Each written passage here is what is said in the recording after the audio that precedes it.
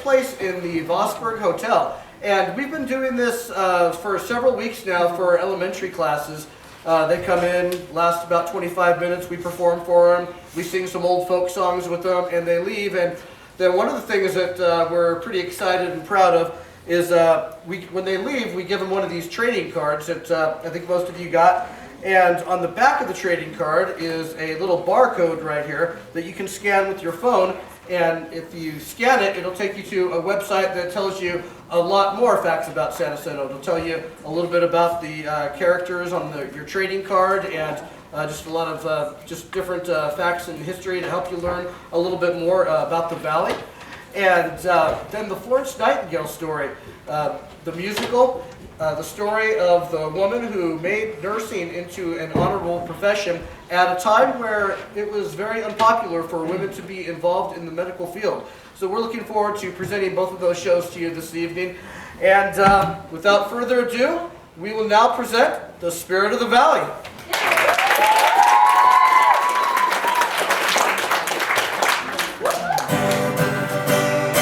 That was again some sing-alongs here at the Vosburg Hotel. And here come my friends.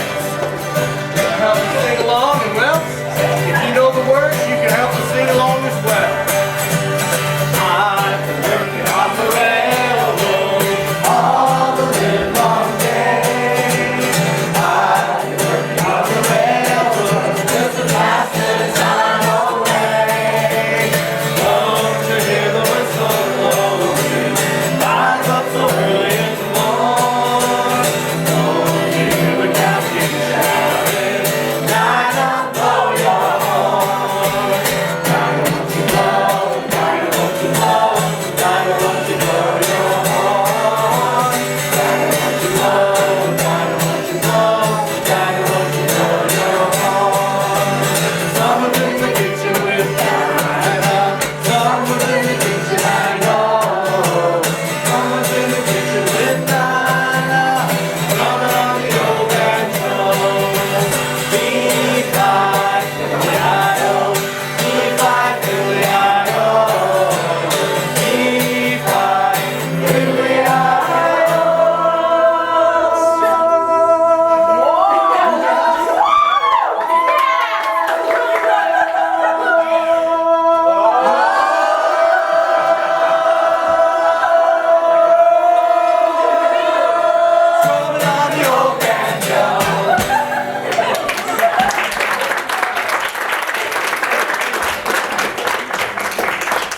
Welcome to the Vosburg Hotel. Welcome one and all. I heard some beautiful singing and I figured we had guests. My name is Miss Annie Vosburg. My husband, Mr. William Vosburg, and I will be your hosts here at the Vosburg Hotel. Whether you're looking for a room for the night or several, you've come to the right spot. We have 52 rooms and all of them are different. You'll love it here. Now, dinner will be ready shortly. While you're waiting, you could join some of our guests here by the fire. Say, who in tarnations are all of these folk? Now, Mr. Temple, these are our new guests, and it's not polite to stare. Well, I don't trust them. I ain't trust anybody that ain't smell funny or got dirt under their fingernails. Why don't you let them get comfortable and maybe they'll tell you who they are. Now, this is Mr. Sam Temple. He's a little bit fussy right now, but he normally joins us here for dinner. And speaking of dinner, where is it? Some of us around here is hungry. Simmer down, Mr. Temple. Nah, I guess you folks is all right. I tell you what though, you watch out for that lady over there in the corner. She's crazy. Always writing stuff down in that little book of hers. Mr. Temple, my name is Helen Hunt Jackson, and I am always writing because I am an author. Yeah, you want a good story, go to Helen Hunt for it. Oh, Mr. Temple, I can smell alcohol on your breath from all the way over here. Isn't it a little early in the evening to be indulging in such a fine drink? Early in the evening, darling, I start drinking early in the morning. All right, so what do y'all do? Are you politicians or bankers? You certainly are a nosy little fellow, Mr. Temple. Oh, look who's talking. This busybody over here writing stuff down in your little book that ain't nobody gonna read. Mr. Temple! I am writing about the cruel treatment the Indians of this valley have endured, and I hope a great many people read it. Well, I ain't gonna read it. That's because you don't know how to read. Well, howdy, y'all. Good evening. My name is William Vosberg. This here is my hotel, the Vosberg Hotel. Y'all need anything, feel free to ask me. I'll tell you something about this fella. He moves to San Jacinto, he marries the prettiest girl around, he buys himself a hotel, fixes it up, and then names the whole place after him. That's what he does. Now that is true, and Mr. Temple here joins us for dinner whenever he can. Well, I figure you must be real pleased to have me. Mm-hmm. And Miss Jackson, how's the research coming along? Well, it's tedious, long, and sometimes quite boring. No. He's not talking about your actual book. He was asking about the research. I spent the day researching the land grant given to the Estudillo family. 35,000 acres granted to Jose Antonio Estudillo in 1842. And what of all the Indians that used to call this place their home? No, they're still around here, that's for sure. I see them. I don't trust them either, I'll tell you that much. Now, the land grant was about 50 years before I arrived in this city. Yeah, and there's those Estudillians all sitting pretty up in the Estudillo mansion. And you, Mr. Temple, are sitting quite pretty in my living room. I don't think pretty is a word I would use to describe Mr. Temple. And Mr. Vosberg, I was just reading up on this terrible account of this place called Massacre Canyon. Yeah, that's north of here, up in them hills. Huh, Massacre Canyon. You know, that's a nice, peaceful place. I sometimes like to take a walk there and remember what happened in the old days. You are scum! Oh, man. Oh, if I could just speak to one of the tribe members that were there, the heartbreaking story they would tell, I'm sure.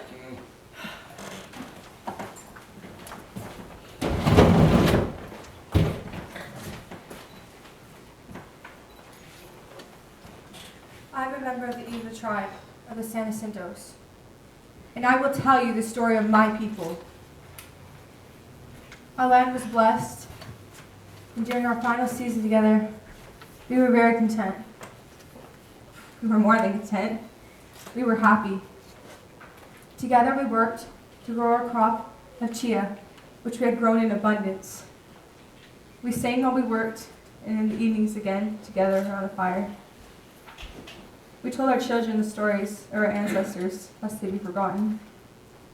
In our dreams, we could envision our children growing up, growing old on our land, and continuing to lead our people after the final days of my tribal brothers and sisters.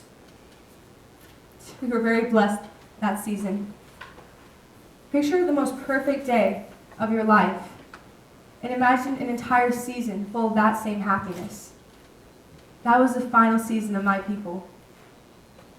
We were very fortunate in this valley, but other tribes in other valleys did not receive the same fortune, not this season.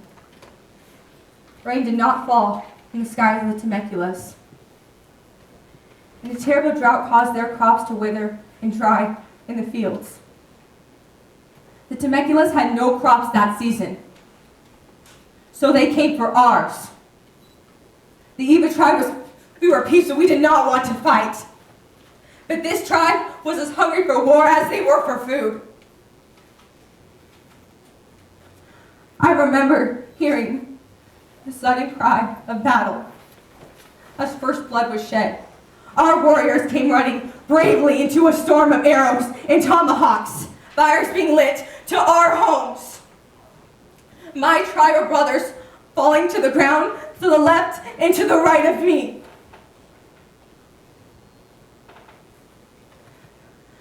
The warriors kept coming. Too many warriors. When we knew we would be defeated, we tried to save our women and children. We sent them to the hills, to the waterfalls. I tried to follow them, but something struck me from behind. Fatigue overcame me, and blood poured from my shoulder. I summoned my strength and raised my head, only to see the Temecula's were chasing after the women and children. They were chasing the children. The Evers ran through the canyon quickly. They ran till they could run no further. They were surrounded by large rocks. The last I remember, before I fell into darkness, was the screams and cries of the women and the children of my tribe. I must have woken sometime later. Could have been days, could have been hours. I pulled a broken arrow from my shoulder. And the pain was nothing compared to what I felt inside when I looked around at what was left. Our land, our homes, burnt, still smoking, the bodies of my tribal brothers and sisters left on the ground for the birds and the beasts of the field. The Temecula's stole our blessings given to us. And they murdered my people. I am still here. I still carry their memories and their stories. The land you now walk on once belonged to them. That is the story of how Massacre Canyon received its name. Some say when they walk the canyon, they can still hear the screams and cries of the women and children of my tribe. I can hear them too. But if I listen with all my heart and soul, I can hear something they cannot. I can hear the laughter and the songs we once sang together. Sometimes I can still even remember the happiness we all felt during our last season together. I carry on because of them. I carry on to honor them. I am a member of the Eva tribe, the last member.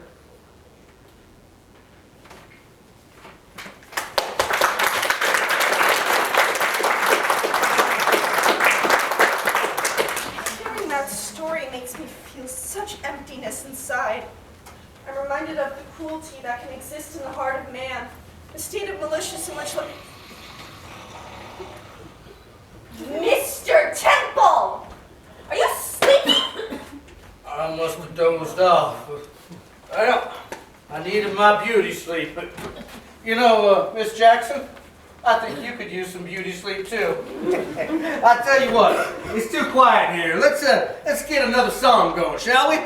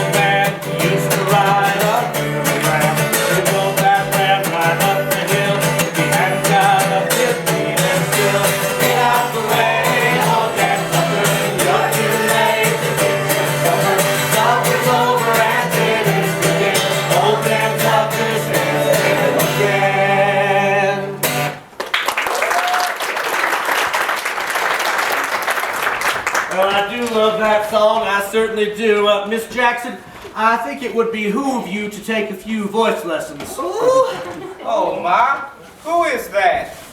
Well, look who's coming up.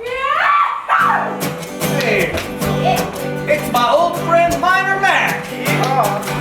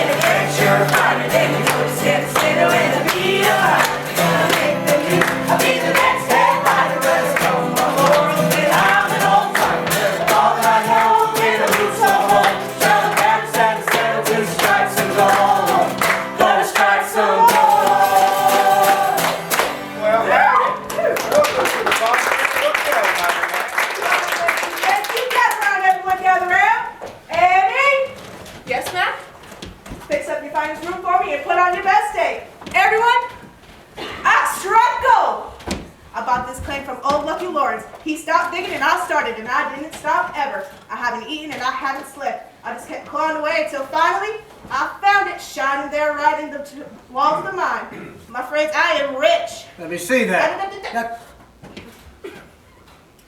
Minor Mac, this ain't gold. This is just quartz that's been painted yellow. Minor Mac, how could you? Hundreds of mines out here, and I'm stuck with the one that ain't full of nothing but dirt. Haven't eaten in days because I ain't got no money. Haven't slept because I ain't got no bed. And worst of all, I've had to dig with my hands because, well, last week I went into the woods to take a tinkle, and somebody stole my tool. Minor Mac! Sorry, Miss Foxford. Snuck off into the woods to tinkle? I tell you, this lady writes down everything she hears. A man ain't got no privacy anymore. Well, don't be sad, Minor Mac. How about this? You can stay at the Vosburg Hotel as long as you like. Just pay us back when you strike gold. Oh, thank you. Hey, I think that Minor Mac has a better chance of striking gold than, say, Miss Jackson has of writing a best-selling book. Hey, Miss Jackson, you know who's a real good storyteller? Oh, please tell me. I'm assuming you're not going to say it's me. No, it's Minor Mac. Tells the best stories I've ever heard. Now that is true. I still remember this one story he told me. A few years back, there was the Great Train Robbery. Now his little sister had to beat up some bandits because they was picking on him. Now, that is true. Well, you see, before I was Minor Mac, I was Farmer Mac.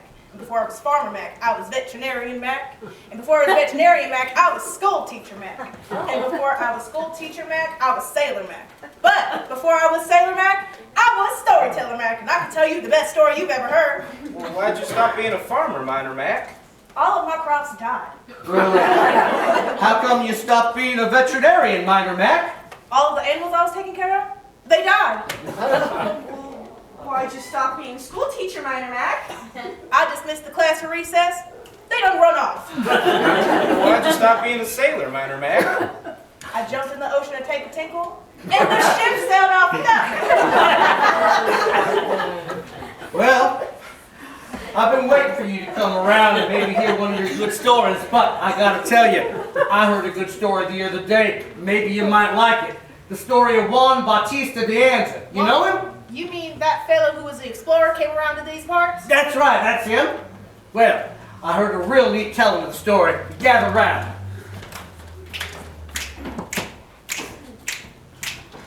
Join me, my friends, for a stanza of the man named Juan Bautista de Anza. He came from down south Mexico, they say. His adventures are great, and I tell you today about Juan Bautista de Anza.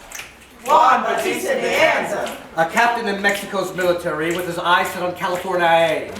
He came here to start a new colony. He is still revered today. He is Juan Bautista de Anza.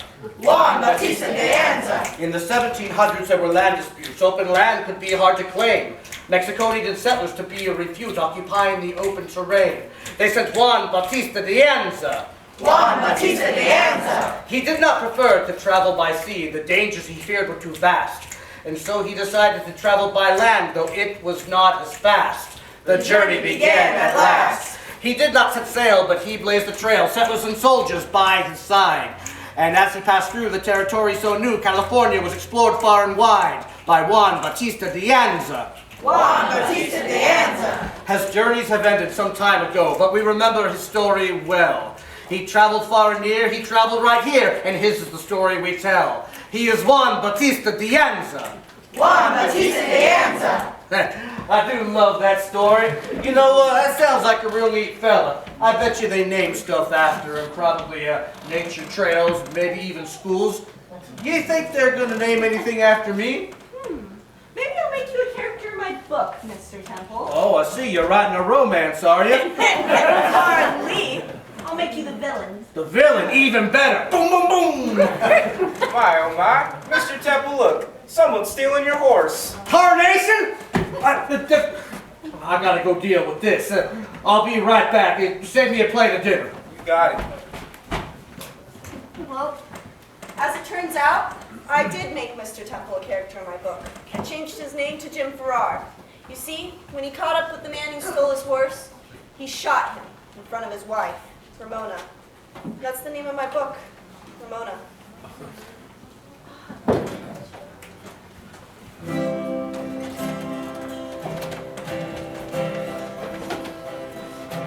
In the valley San Jacinto, many, many moons ago, lived a lovely señorita, and her heart was all aglow, for she knew that every evening, from the mountains high above, hear her lover calling as he told her of his love. Ramona, may our love linger on. Ramona, even after the dawn. So today in San Jacinto, feel the afterglow of a loving San Jacinto. Many, many years ago. Ramona, may our love linger on. Ramona, even after the dawn. And today in San Jacinto, you can feel the afterglow of a loving San Jacinto, many, many moons ago.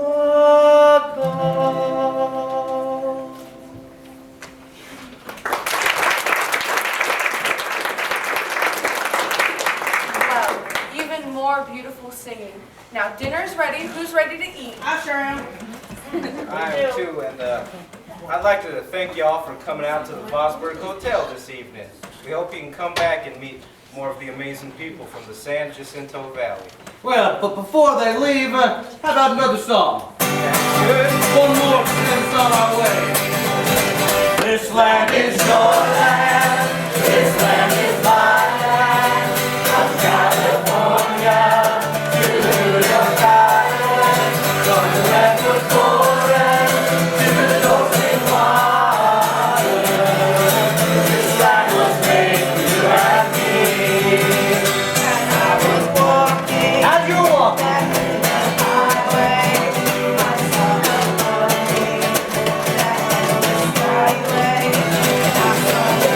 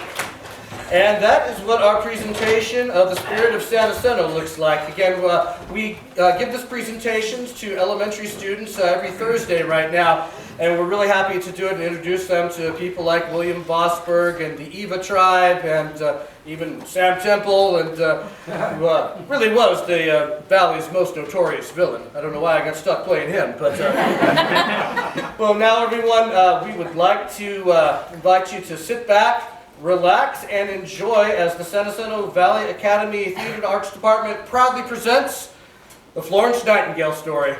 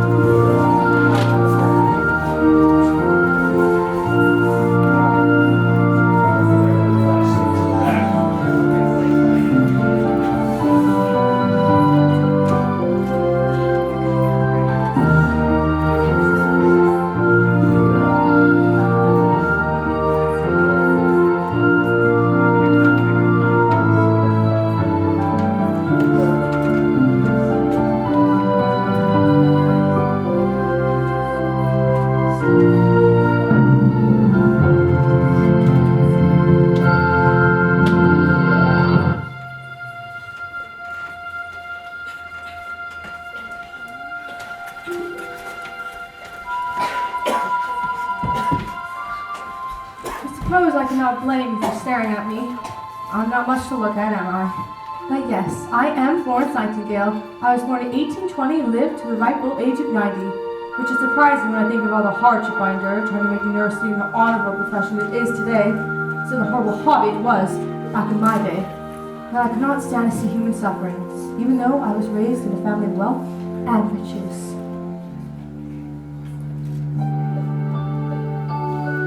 We were richer than rich, yes, my wealthy family had it all. And it pains me to recall how rich we were. Spending wealth on yourself may be fine for some, but not for me. When all around I see sad misery, one is all it takes to bring help and hope to those that I see. One is all it takes is only one, and it could be me.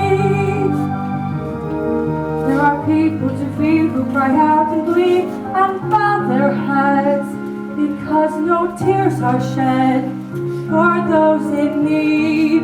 Then the thought came to me, maybe I can be the one who dares to show that someone cares. I hold the key.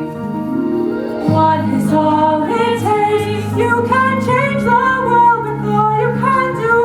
One is all it takes. All it takes is only one, and it could be me. All it takes is only one, and it could be me. In that hour of misery, a lady with a lamp I see pass through the glimmering gloom and flits from room to room, and so as in a dream of bliss, the speechless sufferer turns to kiss her shadow as it falls upon the darkening walls.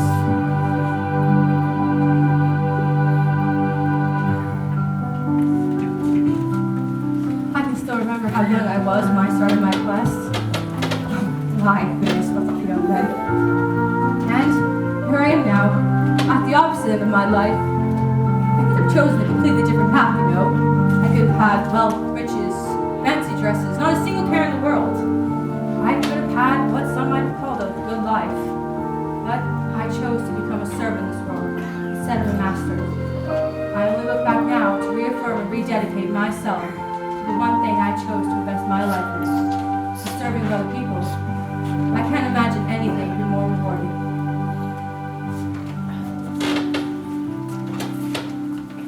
Parthay! Have you seen your sister anywhere? No, Mother. That sister of yours? You're the one who's usually running off when there's work to be done. Some letters came for her this afternoon from the hospital in London. I imagine she's off reading them again and again and again. If I catch her with those letters, I'm gonna tear them to pieces. Honestly, our guests will be arriving any moment. Oh, Mother, I just love it when we throw dances and parties. Do you think I'll meet a boy tonight? Probably not, dear. Well, that's just because all of the boys pay attention to Florence. I wish she'd pay a little attention back. Maybe then she'd find a nice gentleman to marry and forget all these foolish ideas of becoming a nurse. Well, if she doesn't, then I will. I've made up my mind tonight that I will be the one who meets a nice gentleman. Excuse me, Parthay, the guests are arriving. Oh.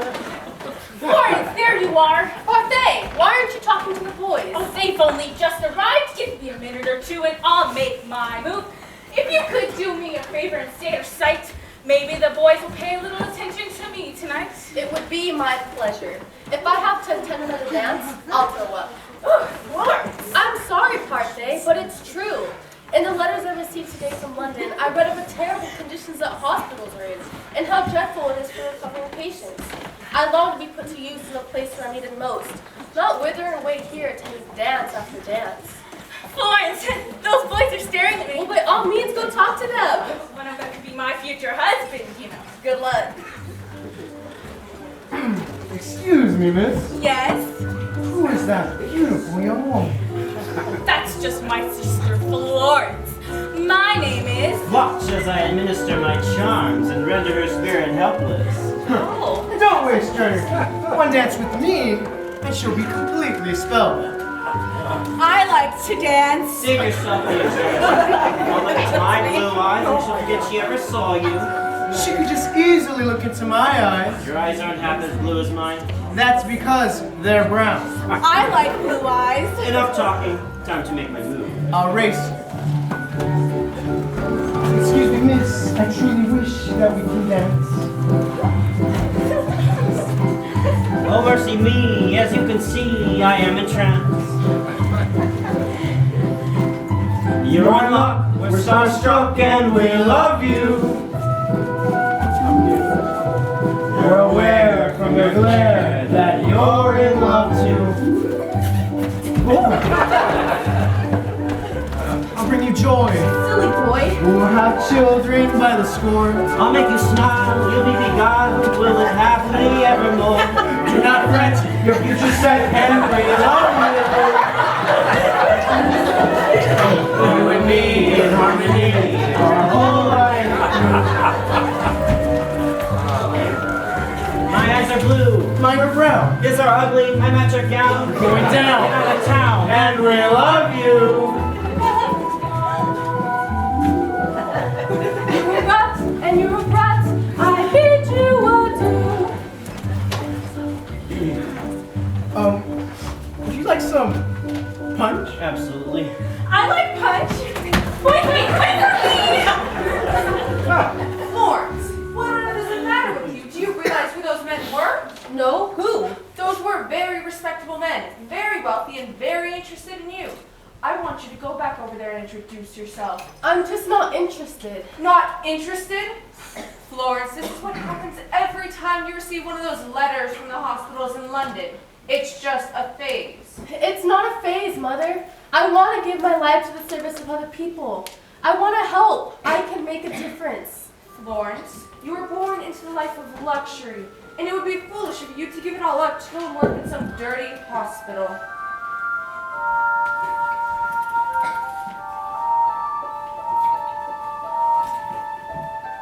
I've lived for a while in elegant style, seen upper class life at its best. I've seen parties and dances and short-lived romances, and decided it's not for me. But when all the dancing is over and the guests have made their way home, I look back that I've spent my day, and each night I dream as I say, could it be that there is something more, a certain task that I was meant to do? What purpose am I living for? Would I have done it when my life is through?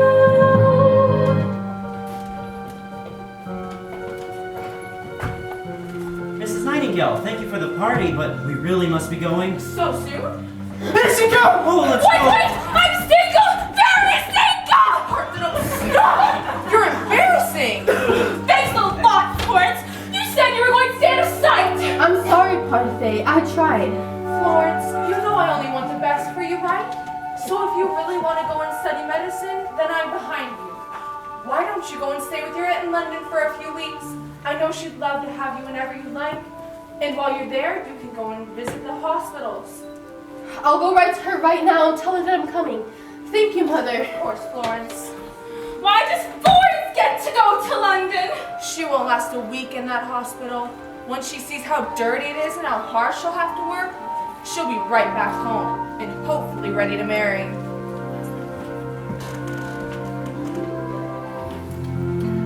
Could it be that far across the sea, I will do all I was meant to do? Will I make all my dreams come true? Will I be finished when my life is through? Will I be finished when my life is through?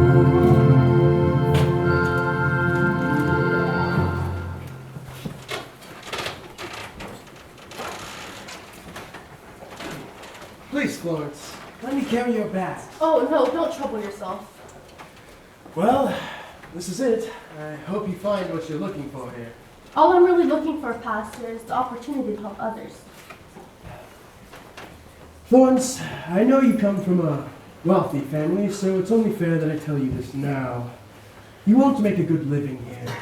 The pay is very small, and the living quarters aren't grand, and the food is definitely not the best you've ever tasted. But you will have the best opportunity to work with the greatest nurses you've ever seen.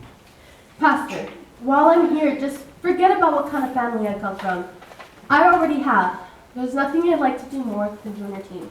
I admire that, Florence. Now, let me introduce you to some of the women you'll be working with.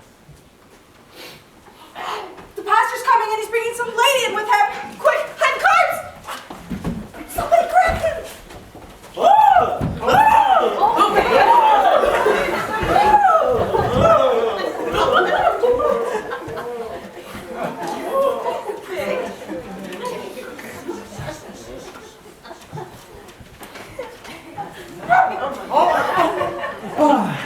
Nurses, this is Miss Florence Nightingale.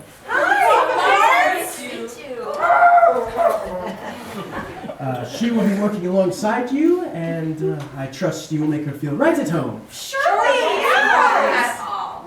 You know, Florence, we do take our jobs here very seriously. We work long hours, most of the time on empty stomachs. Oh, it's a dirty, dirty job. But if you think you're up for it, Then we'd be glad to have you. Ladies, I would be so grateful to work alongside you. Sadly, I am aware of the reputation standing nurses have in the medical field, lazy and uncaring. But I know we can change all that. I want to thank you for so readily accepting me. What are these? Nurses, how do we let this patient slip past us with playing cards? The hospital rules are very clear. No playing cards. This patient will go without supper tonight. Well, I'm afraid he brought this on himself. Oh. Well, ladies, I'll leave you to it.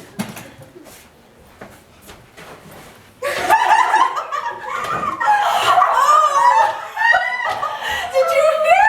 I'm aware of the reputation standing nurses have in the medical field. No, we could do that.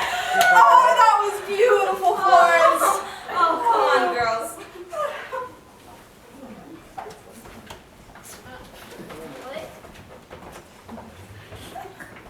No water, dirty sheets. From the looks of things, supper won't be the only meal you've skipped. Florence? Yes? Florence. That's an interesting name. My parents named me after a city in Italy. Really? I don't mind it though. My sister, on the other hand, considers her name a curse. What did they name her? Parthenon? We call her Parthay for short. You can't be serious. I'm afraid I am. My name's Selena. It's good to meet you, Selena. The other nurses and I, we're going to go out to the city tonight for a little fun. You're welcome to join us. We can show you the city.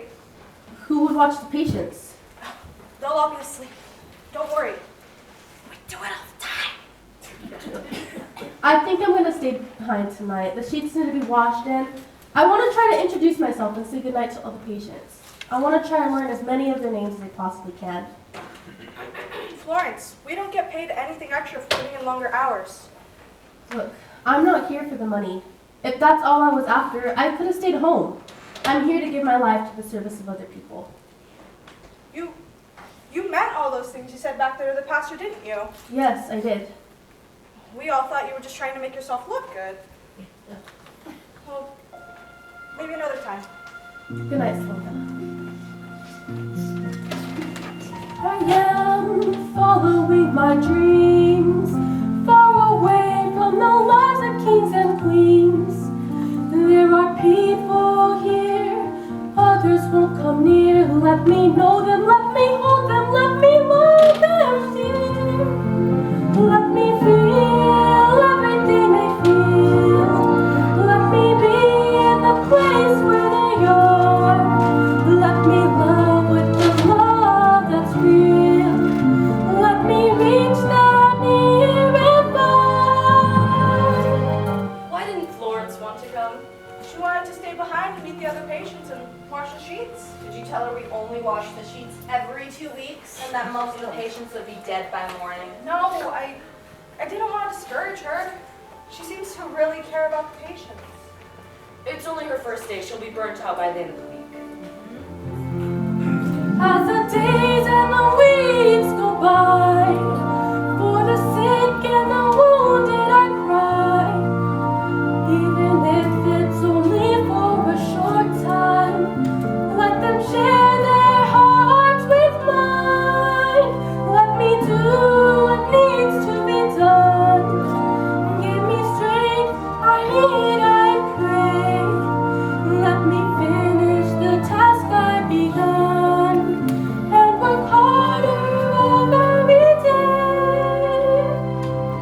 You know, Florence has been with us for over a month now, and I don't think I've ever seen her stop to rest. You know, she asked the pastor if she could watch the doctors while they operate. Oh, she didn't! She was refused, of course. No, the pastor gave his consent. The doctors weren't too thrilled, of course, but can you blame them? I've heard that she's trying to convince the pastor to give every single one of the patients a bell so they can summon us whenever they want. Oh, now this is getting ridiculous. I think she's doing a great job. She seems to really care about the other patients. I mean, I even saw her feeding the ones who didn't have the strength to feed themselves. She insists on being with them when they die. Says they shouldn't leave this earth alone. How does she do it all? She gets up before the sun rises, doing all of her chores and any of mine I didn't do the day before. She goes to sleep hours after we do. How does she get the strength?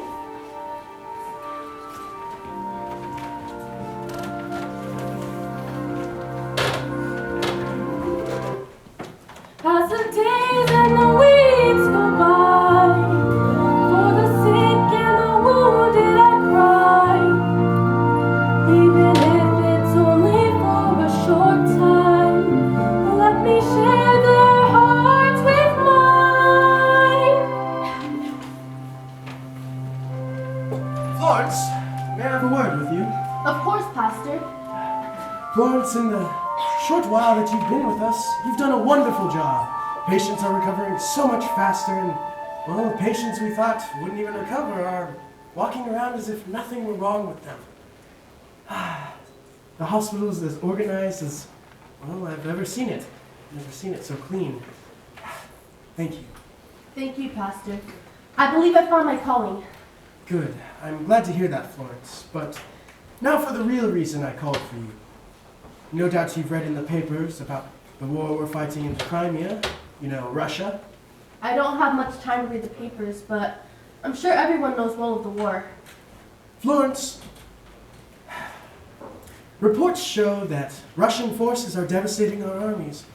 England's finest soldiers are dying and will continue to do so if we do not intervene.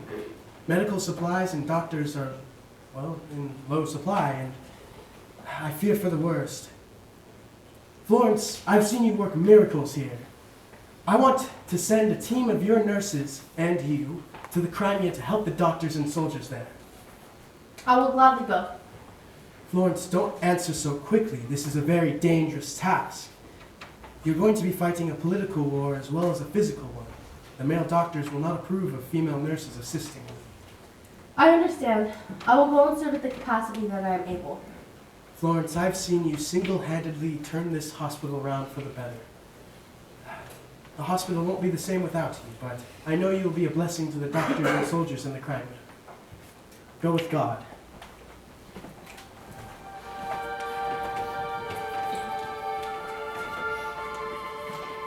Of course, I went to go and see what I could do for our soldiers in the Russian Crimean War. I was shocked to see the primitive, shabby hospitals that were so hastily assembled. I felt so sorry for our soldiers. They became like sons to me.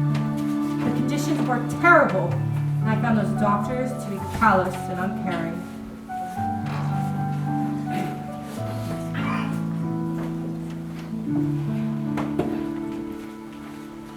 And how are you doing? Ah, good. Glad to hear it. Have you heard that a boat full of nurses has arrived from England to assist us? Indeed, I have not. Is this some sort of joke? They're due to arrive here any time. I tried to protest, but it was of no consequence. This is ridiculous. We're fighting a war here. We shouldn't have to worry about women as well. Oh, hush! Can't you see we're busy? We'll get with you when we can. I simply don't understand why they have to allow women into the medical profession. It's already bad enough that they're practicing medicine, but to come to the front lines is a disgrace. That reminds me. Now is about the time more soldiers flood in. I don't suppose we can make room anywhere. Yes, there's not a lot of room left. I suppose we can make some in the corner here? Yes, indeed.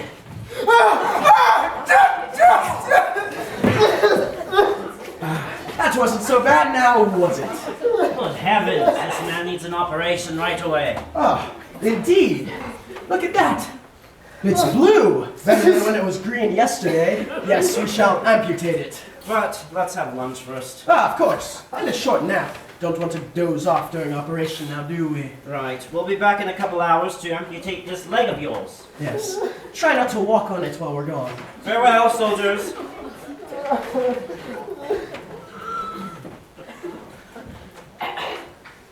I had seen hospitals in poor condition in my time, but nothing could have prepared me for this.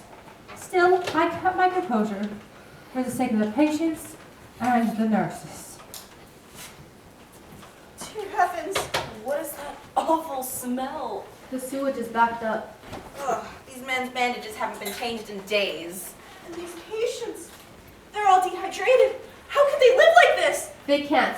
We need to work quickly. I need you to go and unpack the supplies. These men will die of malnutrition before their wounds even come close to finishing them. I need you to get a broom and sweep up in here. We can't expect these men to make any progress in the rat and spider infested area. I need you to stay here and help me tend to the patients. Sir, how are you feeling, sir? Somebody get me some water, quick. Miss Nightingale, this man. Put a blanket over his head and I'll move on to the next patient. But he's... Look, we can help these men, and we will. But no matter how difficult the situation is, we must remain optimistic. That's the only way these men will ever have any hope. Now, we're in a war here, and we can't prevent every man from dying. But they don't have to die alone. We can sit with them and hold their hands as they pass. Oh, I never dreamed it would be this awful. We're here to make it better. No doubt the doctors need the help. I'm sure they're overwhelmed. Quickly, nurses, water and bandages. Oh, where will we put them? Where are the doctors? God help us. What in heaven's name do you women think you're doing? Well, we were just... Who do you women think you are? My name is Florence Nightingale. These are our nurses. These ladies are nurses under my supervision. We've come all the way from England to assist you in your work. Who gave you permission to move our patients? We were simply trying to make these men more comfortable by using the small amount of space that we had to its fullest potential. We brought many supplies with us from England as we knew we were running low, and we eagerly await this opportunity to assist you in whatever you need. If you really want to help us, then stay out of our way. If you must do something, then go wash those sheets, fold those blankets, and go prepare the meals. Just leave these patients to us. Cook and clean? Listen here, mister. We didn't just... As I said, we're here to help. If you feel we can be of use to you by washing the blankets and cooking the meals, then we will gladly do so. But I have you know that we are capable of doing so much more. Please send for any one of us the moment you need us. Meanwhile, you'll be tending to the patients while we cook and clean. Good day. Miss Nightingale, perhaps there is one way you can help us. You see, more and more men are coming each day, and it becomes a job in itself to learn their names, the medicine they're taking, the progress they're making, the condition they have. Say no more. By morning, you shall have clean blankets, food, and a list of every soldier here. That's quite an ambitious task, Miss Nightingale. But in 2 hours we retire for the evening. The nurses and I shall not retire. We will work through the night so that in the morning we'll be better able to tend to the patients. You're not tired from your journey? Exhausted. Let's get to work, ladies. Army's good, no bounty she'll take. She laid down her life for soldiers' sake. She prays for dying men. She gives peace to the brave. She feels that a soldier has a soul to be saved. The wounded lover, as it has been seen. The soldiers preserve her, they call her their queen. May her heart never fail. God bless Miss Nightingale.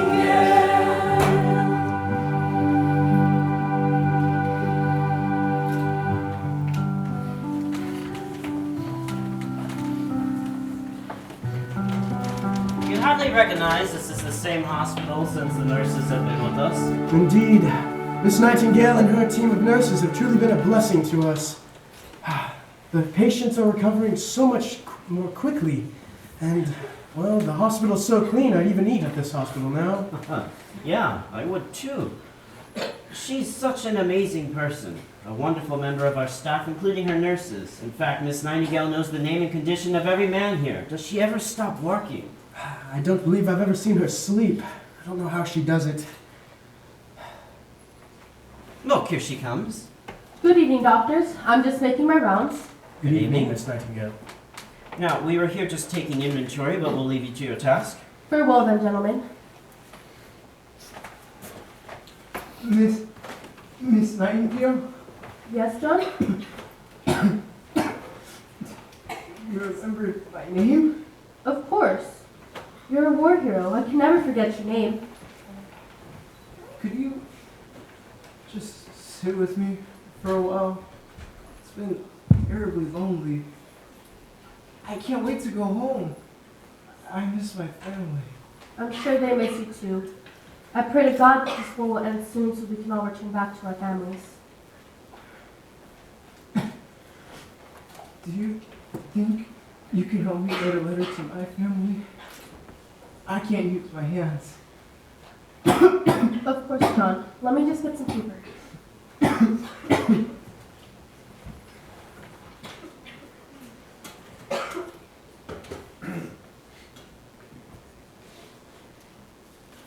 I'm ready now.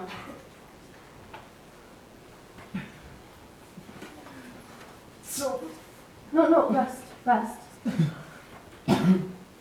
God, I don't know what I'm supposed to say. My mother, she begged me not to go off to work. She begged me. I don't know if she'll forgive me. I'm sure she's proud of you, just as I am. You're proud of me? Yes, I am.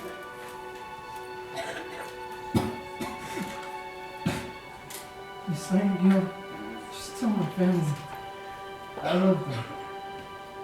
I love all of them. I will, Papa. I will. Another wounded soldier who's come to the end of his days. Another fallen hero whose sacrifice we can never repay. A man who's left the life he knew behind him, said his last words and gave his last kiss. Another filled with heartache, longing for a boy that she'll miss. Another wounded soldier whose courage has been shown. Another fallen hero whose name will never be known.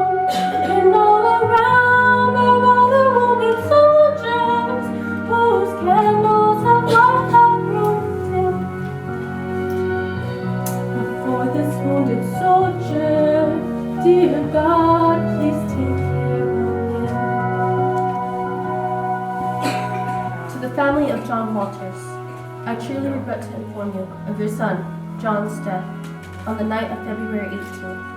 I was with him in his final moments. His last thoughts were of his family, whom he loved very much. Though this news must tear your heart, please be comforted. He was a brave man who served his country well. Yours truly, Florence Nightingale.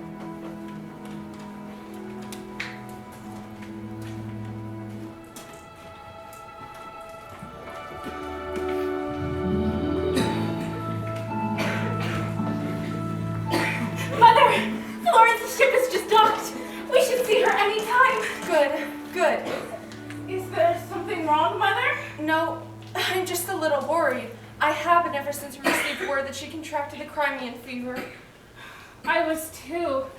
I was worried we'd never see her again. Well, fortunately, she has the good sense to rest. I only hope that she'll be able to make a full recovery. Mrs. Nightingale, Parthe! How do you do, Pastor? Pastor? Is that Florence's ship docking? Yes, it's just arrived. Oh, how I've missed her. The hospital hasn't been the same without her. These past 2 years have been the worst years of my life.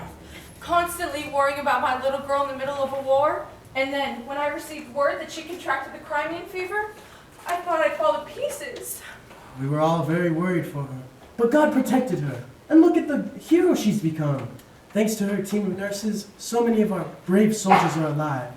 You must be very proud. I suppose it's hard not to be, although I had my reservations at the beginning.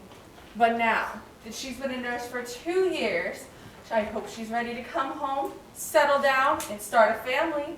You know, several men have been asking about her.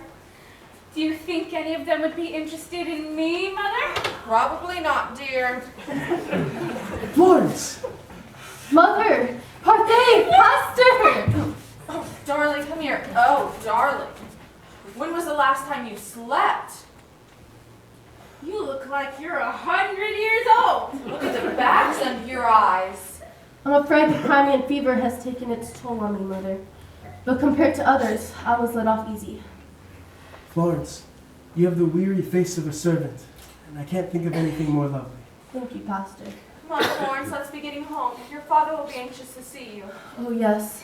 It'll be good to get some rest before I return back to my work. What? You can't be serious, Florence. You've just returned from the Crimean War. You've saved lives. You've made your point. Now it's time for you to come home and settle down. I didn't go to the Crimea to prove a point, Mother. I went to help the sick and wounded. I pray to God that we'll never have to face the terror of war again,